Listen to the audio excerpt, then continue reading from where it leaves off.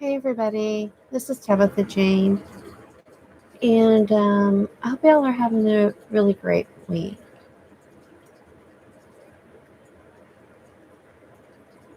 You're gonna see me real and raw, like really real and raw. My mess, my room, my limited workspace. A little bit insecure about all this. Why all the jibber jabber? I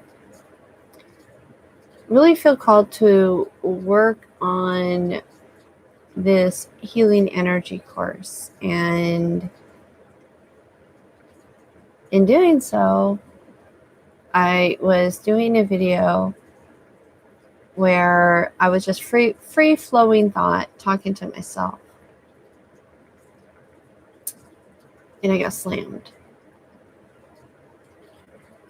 And I feel like this is important to share with you all because this is sometimes how it works. When you're not thinking the thoughts, something comes up and hits you hard in the heart. And that is a truth. Anything that triggers your heart, anything that triggers your emotions, there's a reason why it triggers. And that is the healing process, is listening to those triggers and giving them validation, caring enough to want to understand and work through it. So as I was doing this video recording just for me, it was a brain dump, okay? But one of the things that came up was one of my coping techniques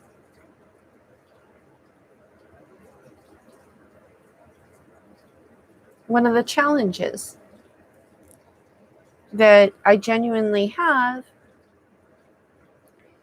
This one is I only feel seen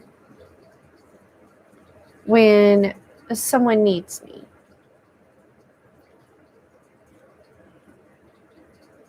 Now, understand that's a core belief. That's not reality. Logically, we know that, right? We're all here. Hello.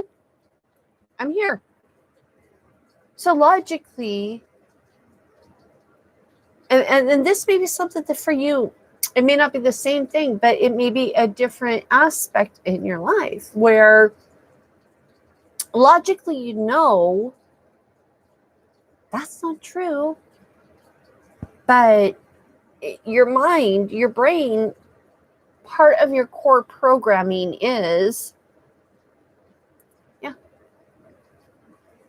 And my whole life, I only matter. I'm only seen for the purpose, for the work I can give to someone else. And that is the truth. In my mind, in that core belief, logically, of course, that's not true. So how do we break that core belief? Because I didn't understand, I didn't realize I had that much of an issue with it until I was working on this healing course that I want to share with you all. And so I took a pause. I paused my camera and I asked myself, okay, the techniques that I'm teaching in this course, of the techniques, which one do I feel is most impactful or helpful in this circumstance? And I want to share it with you live. So if you're here with me, thank you. If you're catching it later, Thank you. I hope you find some value in this. If you're leaving comments, I'm not going to read them because the focus right now is sharing with you how to work through these things that I know I've always known I've had this problem, but I didn't realize how much of a problem it was. Does that make any sense? And this is an opportunity for me to share with you one of the processes. I thought about journaling. I really like journaling, where I use my right hand and I write myself questions. My conscious mind asks questions, and then I use my left hand, which is also crappy writing, but it doesn't matter. It takes me to my subconscious. It allows me to connect with my higher self. And the first answer is what I write. Whether, I can usually read it. It's chicken scratch, but I can read it. Thanks to two boys. But that didn't feel like the right one. And then the other technique is the two chairs where the one self talks to the other self. That didn't feel right either. What feels right to me is going back to the little girl, that wounded inner child within me, and understanding when did this first happen? She wasn't seen. She wasn't heard. She felt devalued.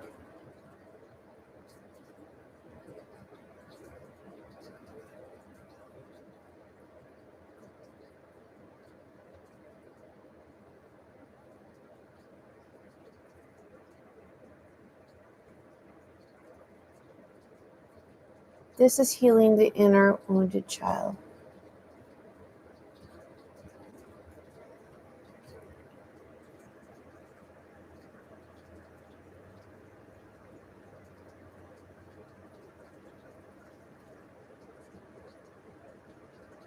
God, I have so many stories. I'm going back.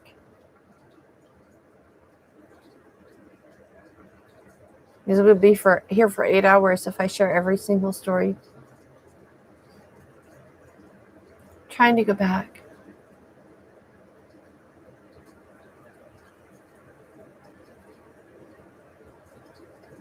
I think I was about 3 years old.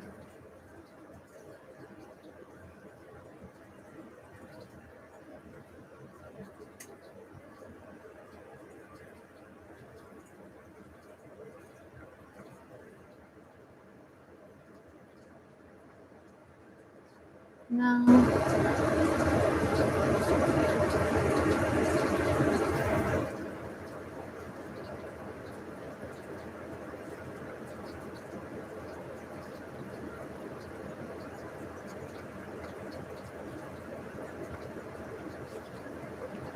Those two stories keep coming up. Let's see where we go.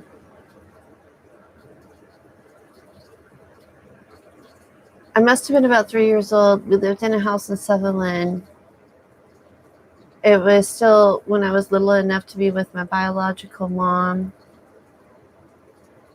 And I remember my younger brother and sister in their cribs crying.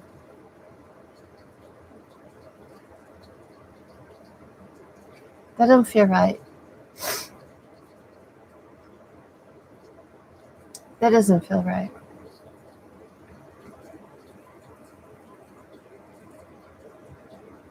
No, when we were kidnapped and taken to Arkansas, that isn't it either.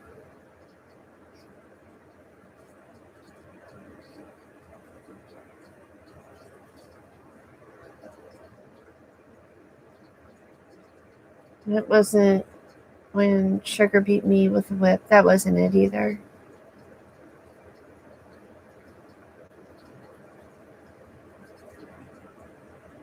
think it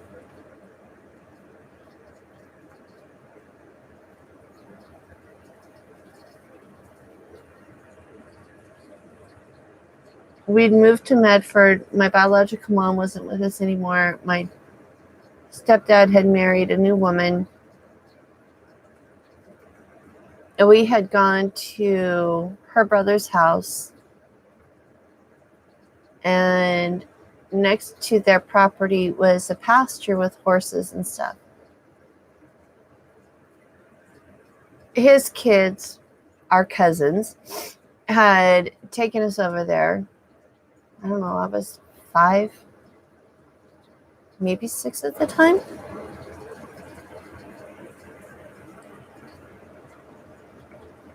We all went over there. We were playing in the field, the pasture, climbing on fences, doing what kids do out in the middle of BFE. And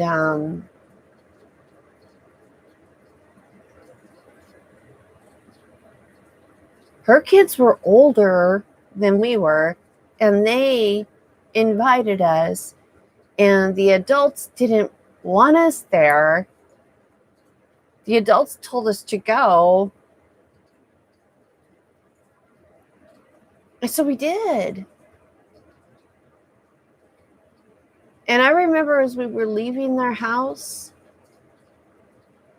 my stepmother turned around and she screamed and yelled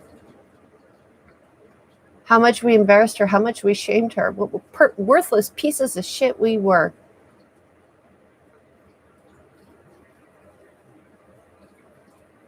I remember being so confused.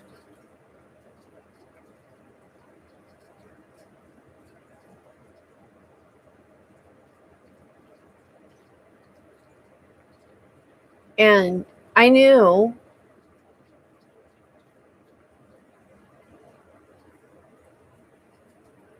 she wasn't proud. She wasn't happy. I didn't serve her purpose.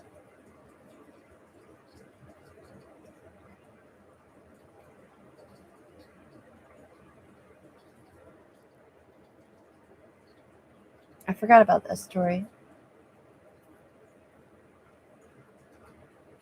I mean, there's so many after. I'm trying to think, is there any earlier?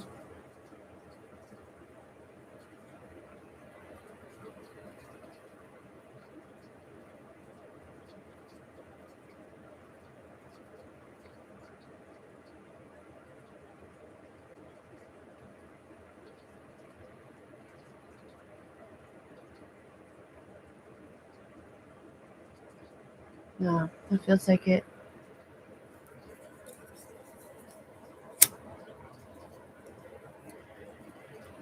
Bad habits and all, but so be it. Working through this stuff isn't exactly easy. Okay.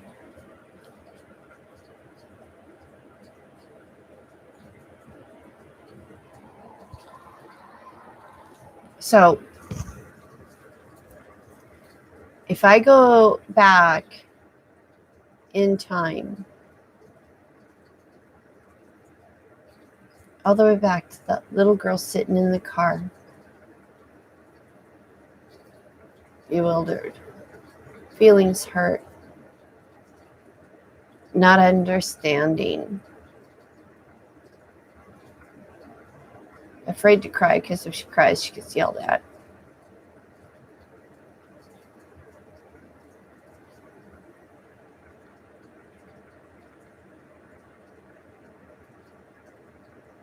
And I go back.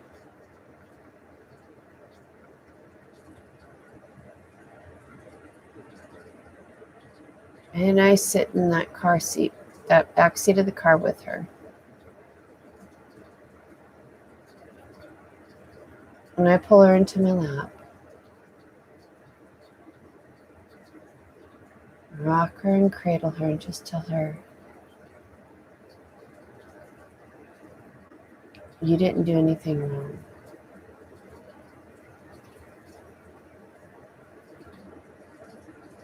You didn't do anything wrong. You're all right. perfect and beautiful the way you are.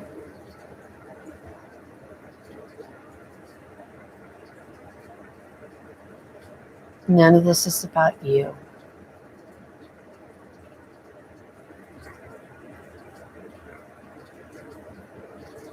We're going to be okay. And we'll always have each other to turn to one another. I promise.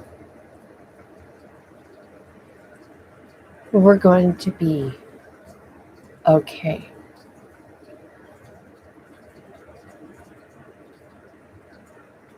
Stay strong, sweet girl. You got this. You got this.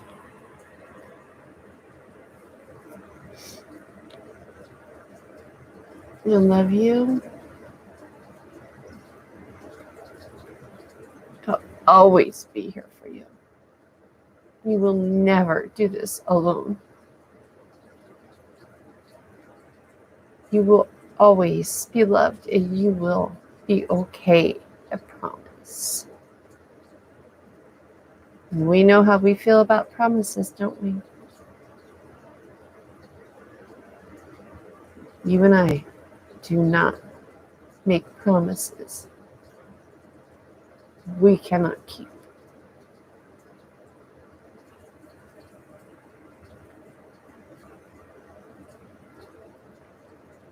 When you're doing this child regression, you go back to the earliest memory, and it may not be the memory you think it is, because I didn't think it was this.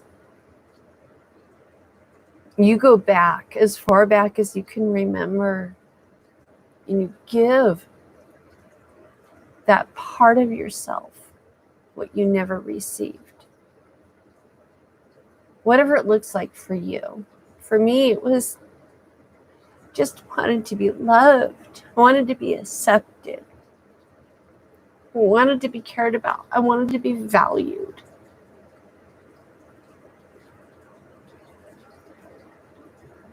Give that to that part of yourself. So that part of yourself can be released, healed.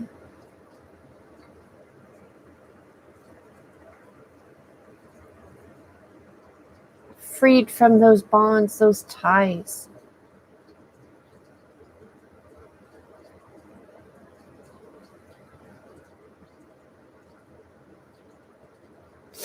This is one way.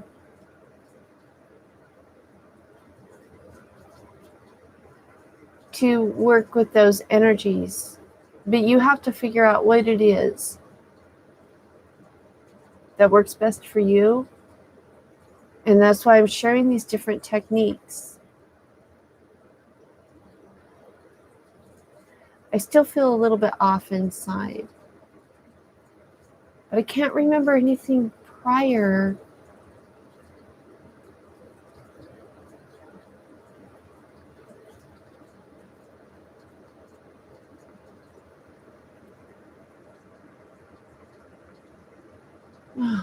But now I feel a huge release.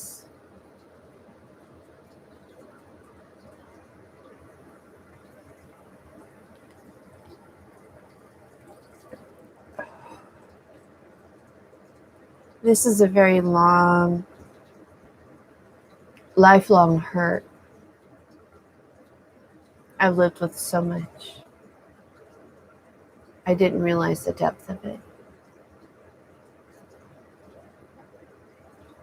I might need to do some cord cutting to really release it. That's another lesson for another day. But I wanted to, because this is something that just hit me out of nowhere, and I wanted to open myself up and share with you the experience. And again, it may not be exactly relevant to what you personally are going through, but understand the concept. This is about concept. This isn't about a textbook black and white, that shit's gone out the window. It really has. And it's time to look at concepts and expanding your horizons, your perspectives, seeing the correlation, and how you can utilize tools and resources to your advantage based on your own circumstances. So, for whatever it's worth, I hope this has been helpful, meaningful to someone somewhere.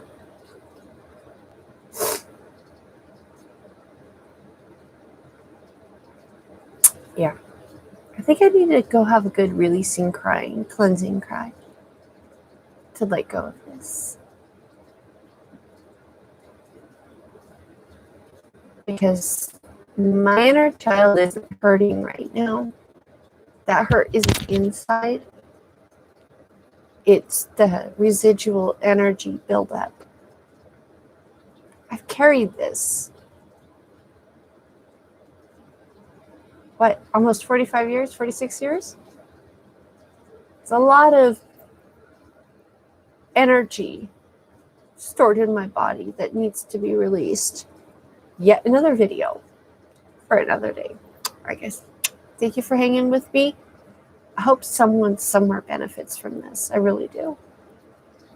And I'll see you guys soon. Take care. Bye. Yeah, where's the thing? I don't have my glasses on. I can't see.